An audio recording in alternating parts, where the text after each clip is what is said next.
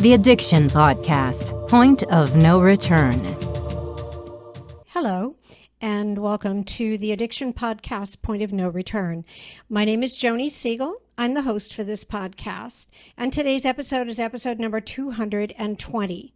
Just a reminder to please subscribe to this podcast wherever you listen to podcasts and give us a 5-star review. That helps us get seen and heard by more people. Also, check out our YouTube channel, and once again, subscribe and give us a thumbs up. Today, we're going to be interviewing a sports figure, a well-known sports figure. His name is Ryan Leaf. He is a former American football player who was a quarterback in the National Football League for 4 seasons. He played for the San Diego Chargers and the Dallas Cowboys, and he also played with the Tampa Bay Buccaneers and the Seattle Seahawks. After his NFL career ended, Leaf completed his degree at Washington State. He had legal troubles involving drugs beginning in 2010 after a Texas judge sentenced him to 10 years probation. 2 years later, he pled guilty to felony burglary and drug possession in Montana. After a suspended sentence with a stint in drug rehab, he began serving a 7-year sentence in state prison.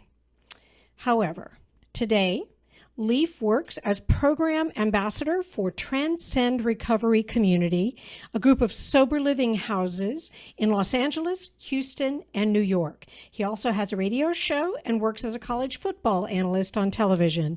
Without further ado, let's talk to Ryan Leaf. Ryan Leaf, thank you so much for taking the time to be on our podcast today and telling your story. My pleasure. Thank you for having me. Awesome. And I like your sign in the back, the RDL show. Is that your radio show?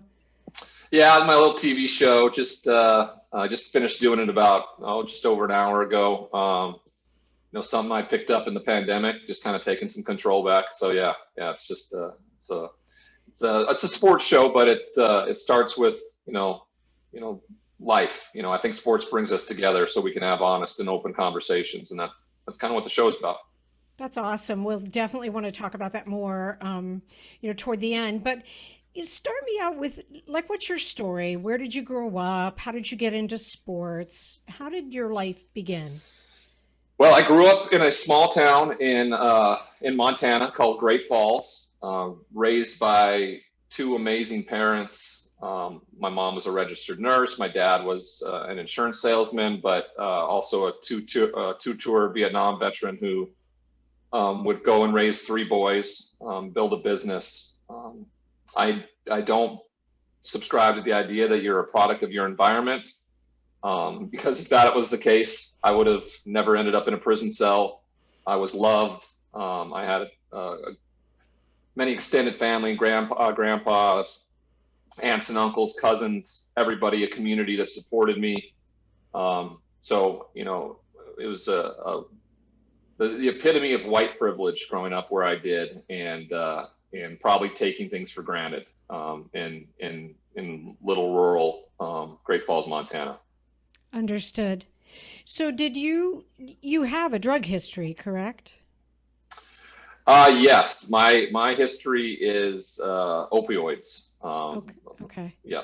When did you get started on opioids?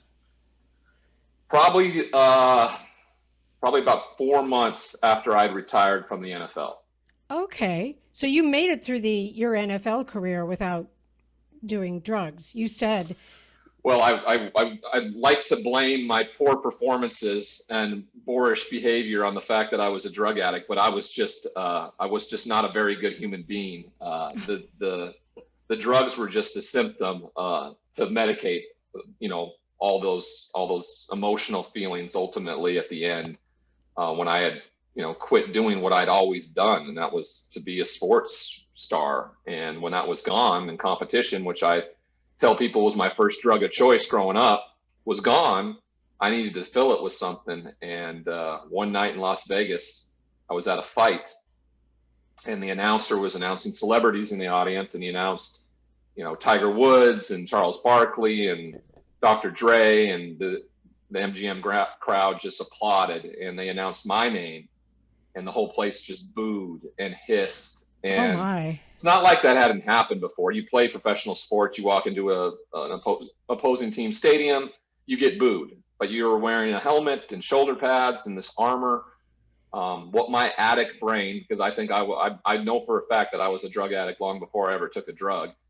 What I heard was, not only are you a terrible football player, Ryan, but you are a shitty human being. That's what my addict brain heard. And sure enough, that night, an acquaintance of mine, offered me a couple Vicodin with the alcohol I was drinking, because I was going to have to go to parties where there were celebrities and Hall of Famers and Super Bowl champions, where I always felt less than, and judged. And I took them with the alcohol, and I didn't feel any of that. It did exactly what it was supposed to. They're painkillers for a reason. I was in a lot of emotional pain about being a failure, not living up to expectations, criticism from others, judgment. And so this worked. And it would start that night, about an 8-year run of just always trying to chase that feeling. It wasn't the first time I'd been introduced to it. I've had multiple surgeries, 15 to be exact, over the process of my career. And after every surgery, I was given this opioid medication to help me get back in rehab. And so I never abused it, but I knew it worked, right? I knew what it did. It took away my acute physical pain. And in this moment in Las Vegas, I had been, I think, begging to be numb for a long time. And that's exactly what it did. It killed my pain, my emotional pain. So I just started self-medicating. I didn't seek help or understand what I was doing. I kind of looked at what I was doing was the right thing, the wrong way, I guess. Going to doctors, telling them I was in pain because, I guess essentially I was in some sort of physical pain. I got beat up for a living until, of course, as anything, it runs its course and you become a junkie. And that's what I did. That's what I became. And so when you became a junkie, as you put it, what was the point? And it was just primarily opioids? Was it Vicodin, or did you move on to something else? Yeah, luckily for me, I didn't move on to heroin or on the street. I continued with prescription medication through doctors, and then ultimately, I became a criminal in the fact that I would go to people's homes, pretend I was interested in spending some time with them, and rummage through their medicine cabinets. And surprisingly, 9 times out of 10 in households, there are some leftover opioid prescription medication left around, and they were ultimately my drug dealer. My hometown became my drug dealer. Wow. Okay. But just taking painkillers out of somebody's medicine chest, that didn't send you to jail. Yep. So. Yes, it did. Burglary. Oh, it did. Oh, okay. Yep. Burglary. Possession of a controlled substance. Yeah, that sent me to prison for 7 years. Wow. They made an example of me with my hometown. I see. Okay. But so you're not a football player anymore, and now because of burglary, you've landed in jail. So what progressed from there?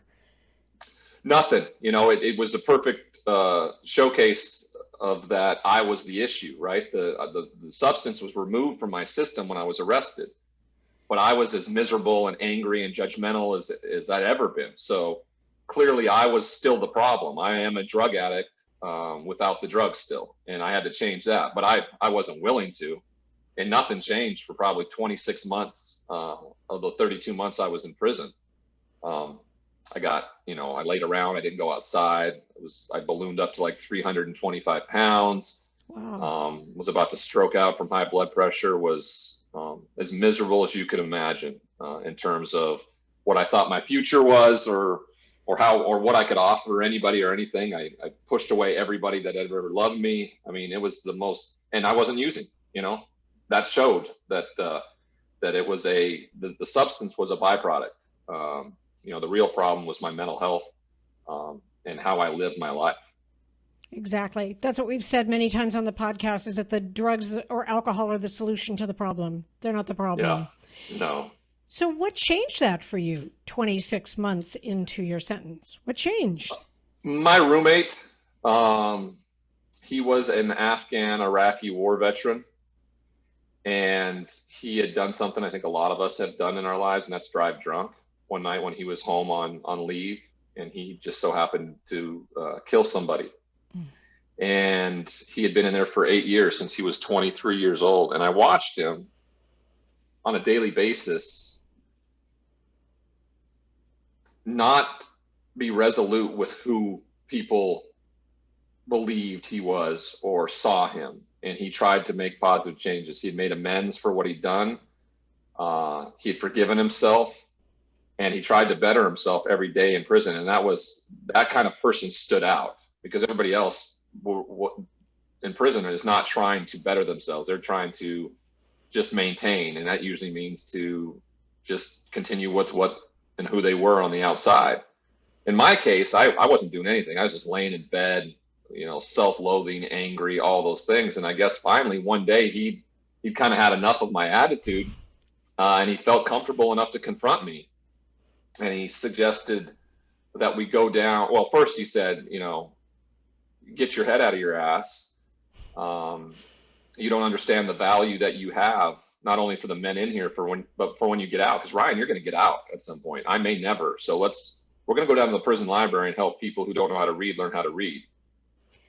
And I can't tell you why I did it. I've had many of those come to Jesus moments from mentors, family, coaches, and I just literally, had told them to all fuck off. I got this. And maybe because the substance had been out of my system for 26 months, I didn't use while I was in prison. And I acquiesced. I mean, not without begrudgingly. I remember still walking down the hall in my red jumpsuit thinking, this is stupid. This isn't going to help me. Doesn't he know how important I am? The irony of the guy in the red jumpsuit walking down a prison hallway still thinking he's important is silly. It's so silly. The quarterback in the prison in the red jumpsuit. Okay. Got it. So I walked into a room where there were, 50-year-old men in a place where you're not supposed to show any vulnerability. Be vulnerable and transparent and say, Ryan, I can't read. Can you help me? And I don't think growing up in Montana around cowboy culture and then in locker rooms my whole life, that I don't think I've ever heard another man say that. Wow. I need help. Can you help me? So it shook me, and I started helping. And like none of this would have changed anything if I didn't go back, right? If I went one day and never came back, nothing changes. It's practice. It's like anything you do. So I started going back, and a week passed, and then 2 weeks, and then a month. And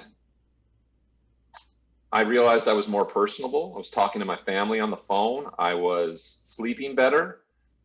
And what I came to realize is that I was being of service to another human being for the first time in my life. I used to think what I did on Saturdays and Sundays, playing that silly game, was how I was of service to others. What a silly concept. But here were two men in the most awful place you can imagine, dealing with an adverse situation, helping one another get through it by being vulnerable and transparent. Isn't that exactly what AA is?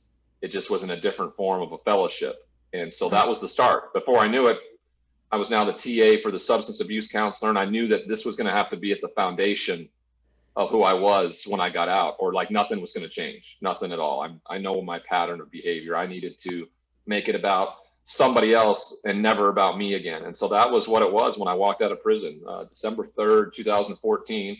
Only two people there to pick me up were my mom and dad. I burned bridges everywhere else. Everybody else had left me, and didn't have any money, didn't have any prospects, didn't have anything. A credit score was like 500, but I had hope. And at the time, I didn't realize where that hope was coming from. It was coming from what I had done in prison, but I knew I had to continue with it, and that's where it started. I had nothing ahead of me. I just had this hope that had filled me up because of the service I was doing while in prison. You are listening to the Addiction Podcast, Point of No Return. For more information on the podcast, or to reach out if you have a story you would like to share with us, go to our Facebook page by the same name, or you can email us at theaddictionpodcast@yahoo.com, or go to our website, theaddictionpodcast.com, or call us at 727-314-7080. And please remember to subscribe to our podcast wherever you listen to podcasts and give us a 5-star review. Sometimes the hardest thing about getting someone into recovery is getting them to agree to treatment. Bobby Newman, a certified drug counselor with 30 years experience and an over 85% success rate as an interventionist, has created a series of 12 videos that you can use right now to learn every step to get your loved one to agree to treatment. Call 1-833-918-0008 today and say the word podcast to get a 10% discount. Or go to newmaninterventions.com and type in the word podcast for a 10% discount. This service comes with a free 1-hour consultation with Bobby. Well, I think that's an amazing story. And I think that the ability to help another person is so huge that it's huge. And I'm sorry for evaluating for you, but you had that. You had helped people. I can just imagine teaching someone like that how to read. You can't exist. Well, you take it for granted. Yeah, you take it for Yeah. granted too. Because I was going through the process, and I'm like, it just felt so simple growing up, and being educated and learning how to read and everything like that. I'm then teaching somebody who's lived their whole life and figured out a way to get through it without the ability to do so. Yep. And how to manipulate all that stuff. It was fascinating to come from that angle, and it's very rewarding. It was very rewarding. I can imagine. And it's interesting. You remind me of a friend of ours who was working on some sort of a project, and he was going into prisons, and he was asking the wardens if there was any common denominator of the people who were on death row or who were there for life. And one for one, it was that they couldn't read. Yeah, it's amazing that happens, but you take it for granted, and you don't understand how blessed you are to have had and been educated the way I was. Like I said, it gives you perspective. Now when I hear people complain, we'll be out on the golf course, and I'll hear somebody complaining about how long the round's taking, and I'll say something, and I know it will be shocking. I'm like, it could be worse, and they're like, I don't know how worse it could be, and I'm like, well, you could be in prison. And they just stop in their tracks, and they're like, and they look at me, and they kind of do a double take, and I go, oh, that's Ryan Leaf. Yeah. He was in prison. This is okay. I don't know what to say here, and I get a chuckle out of it, because my perspective has totally shifted. Like there's nothing ever that could put me in a place where I'm like, this is awful. I cannot believe what an egregious act is being perpetrated on me right now. There's just nothing that can do that because of my perspective. Wow. That's such a major life switch, because I talk to you now, and I can't imagine the Ryan that was the way you were before then. You know what I mean?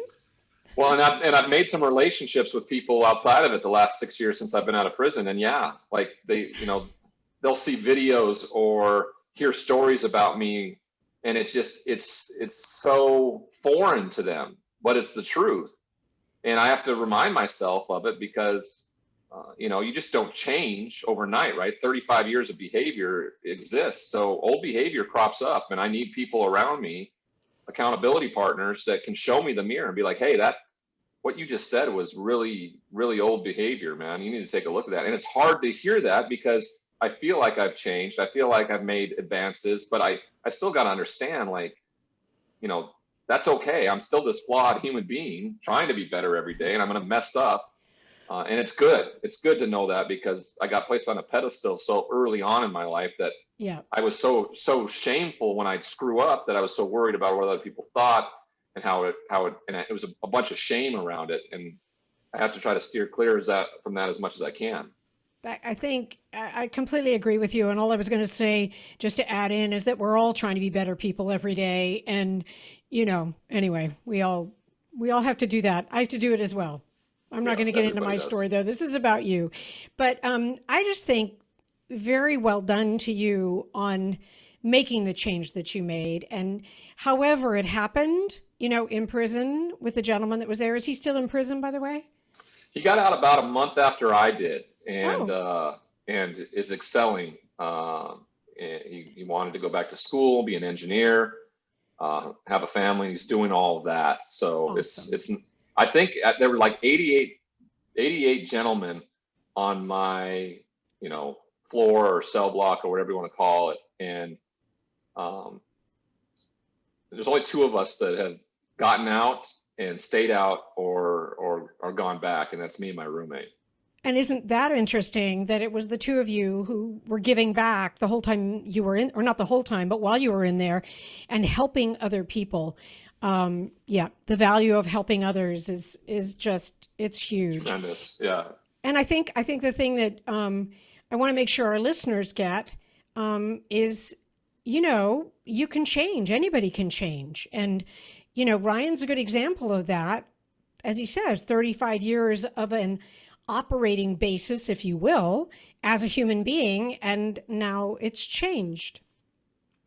Yeah, I'll be turning 45 here in the next few days. Well, happy birthday in advance. Although this won't go up until June, but anyway, that's fine. Happy birthday anyway. Well then, last month, everybody, I turned 45. There you go. So, I mean, it's the epitome of it doesn't matter what happened in the past. It doesn't matter what happened yesterday or 20 years ago or 30 years ago. All that matters is what you're doing today. And you can try to be the best possible version of yourself, and you may not live up to it, and you lay your head down and make amends and you're open-minded and have self-awareness around it and try to do better the next day. That's the simplistic version of our programming now. As human beings, we make things as so complicated when when you can break it down to something that simple. And sometimes we have to break it down to minute by minute. You add up 60 of them, and there's an hour goes by before the day is over, and all of it. But I know tonight, if I do what I did yesterday and continue to do what I'm doing today, I'm going to lay my head down and feel peaceful and unchaotic, and press repeat tomorrow morning. Awesome. So tell us what you're doing now. A lot of things. Show. Yeah, I wear a lot of hats. When I got out of prison and I went to treatment, I didn't want to be in the public eye ever again. I thought that was the problem. Of course, I still was looking for answers of why and all these things. When the answer is looking at you in the mirror every single day, it's you. And I started working for a sober living community here in Los Angeles, where I went to treatment. And I remember when the guy offered me the job, he said it pays $15 an hour. And the only reason I'm telling you this is because I was making $5 million a year. Yes, and was miserable. And I had just been offered a job for $15 an hour and felt more value because of what I'd be doing. And that's driving newly sober people to their meetings, to counseling sessions, and then being in the house to be a bit of an advocate for them. And so that's where it all started. My boss saw something bigger. He was a sports fan. He knew my story. He knew how much my story impacted him. So he felt that it was going to impact others. So he reached out to me and asked if I would start sharing my story a little bit. I talked to my sponsor, my board of directors, the guys that I go to for, major life decisions, because I don't make the proper decisions. My best thinking gets me to a prison cell, so we know how that works. And my sponsor was like, you get asked to be of service, to share your story, you do it. Usually it's in the vein of recovery, but this was going to be on the outside. But my story's public. It really is. I don't live in the world of anonymity, and I don't choose to. I find what I've gone through as a badge of honor, and I know because of it, people who hear my story can relate to it and may possibly save lives, because it saved mine, the fact that it was public. Every time I messed up, there was consequences. There was a magnifying glass on it. There are so many addicts and alcoholics that are doing this in the dark, where no one is seeing it, and then they're just gone. Yep. It saved my life because everybody saw it, and I had nothing more than to hold myself accountable and take a look in the mirror and either change or die. And so I started speaking locally to schools and into kids, and ESPN heard about it. They wanted to make a documentary. When they came in, I said, you can't do this for just a week. It has to be substantial. You have to see change. You have to see positive forward motion. It just can't be a puff piece. So I said, I'll do it if you'll follow me for 18 months. Oh, wow. And that was a big stepping stone for them, because they normally want to just pump out content, and they agreed to it. They agreed to it, and they spent 18 months with me and saw the real change in what I became with that company. It started out talking. I became their brand ambassador, program ambassador, started traveling all over the country to speak and tell my story. And then, what I had gone to school for, which was broadcast journalism, that started opening up to me an opportunity to do radio with Sirius XM. And then, my dream comes true, and the Disney Corporation and ESPN actually show up and offer me a job. And if I'd have told you, 6 years ago when I walked out of that prison cell, that you'll be working for the Disney Corporation now, I would have told you were nuts. You were absolutely nuts. The pandemic has limited that. I haven't been able to travel around and speak as much. I've been fully vaccinated here in the last couple of weeks. I'm going to start going back out on the road speaking here at the end of May, doing some events around the country. Sorry to interrupt you, but the documentary that ESPN did, is it available to watch? Is it? It is. It's through the platform of E60, and it's a 90-minute documentary called Leaf. It's LEAF, and I'm sure you can find that on demand in any of those ESPN apps. Awesome. I want to watch it. Anyway, I cut you off. I apologize. No, it's good. My mom makes a special appearance in it. Everybody seems to love her. She had to deal with an addict son for a very, very long time, and so I know my parents are incredibly proud to be able to have a grown son now and have a relationship with him rather than worry. Parents worry all the time, but when the son is sick, it really affects the whole family, and the whole family continues to get sick, and that is what the cancer of it all is. Yeah, you're right. Do you have your own family now? Do you have wife and kids? I don't have a wife. But we do have a little boy. I have a son who's 3.5 years old. Best thing I've ever done. Yep. Yeah, he's the best. And what's cool is he'll never have to see a father who's drunk or high or incarcerated. I think those are small barriers to try to overcome. A lot of people would think, but I'm very proud of that he will never have to see that version. There's nothing small about that, Ryan. I think you are a rock star just for doing that. I interviewed a gentleman, and he said, I don't want to be validated for just being clean and sober. And I'm like, you deserve to be validated for being clean and sober. It's not easy, No, it's not. I like to validate those who do it. I don't necessarily, just because when you find this peace and